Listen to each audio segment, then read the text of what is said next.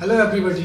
आप लोग जानते हैं कि 500 और 1000 के नोट बंद हो गए हैं, तो इस वजह से लोगों में काफ़ी दिक्कतों का सामना करना पड़ रहा है। इसलिए मैंने सोचा कि क्यों ना कुछ चीज़ें आपको बता दी जाए। आपको बिल्कुल घबराने की ज़रूरत नहीं है। आप अपने 500 और 1000 के नोट 10 तारीख से किसी भी बैंक, पोस्ट ऑफिस में जाके बदल सकते हैं। अब आइए हम देखते हैं कि जो हमारे नए नोट आने वाले हैं वो कब से आएंगे और उनके क्या फीचर्स हैं, क्या डिफरेंसेज है दोनों नोटों में।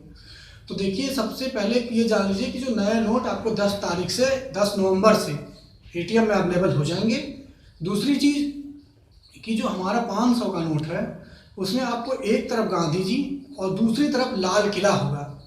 उसके साइड में देखिए आप लोग ध्यान से, तो 5 लाइनें खींची गई हैं। 500 के नोटों पे 5 लाइनें होंगी, जबकि 2000 वाले नोटों में 7 लाइनें खींची गई हैं।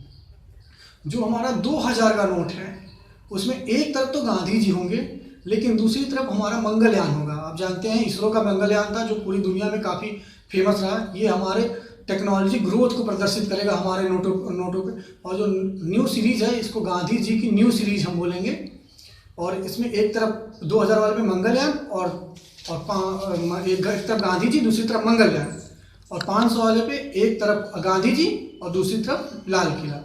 धन्यवाद।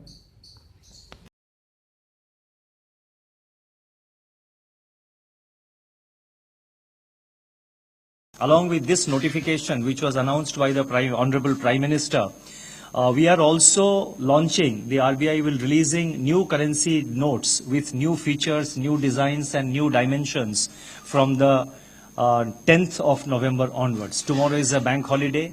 The treasuries also will remain closed. So the new notes will be released, will be introduced to the market, will be infused to the market from 10th November onwards.